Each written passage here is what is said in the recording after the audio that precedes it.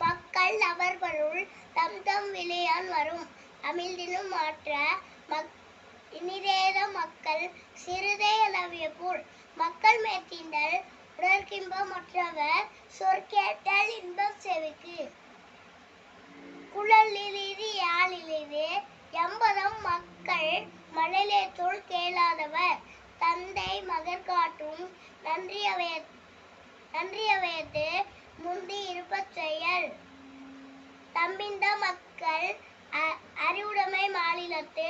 மண்ணுயிர்க்கெல்லாம் இழிது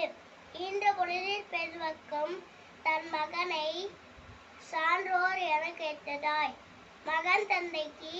ஆற்றும் உதவி இவன் தந்தை என்னோற்றான் கொன் எழும் சொல்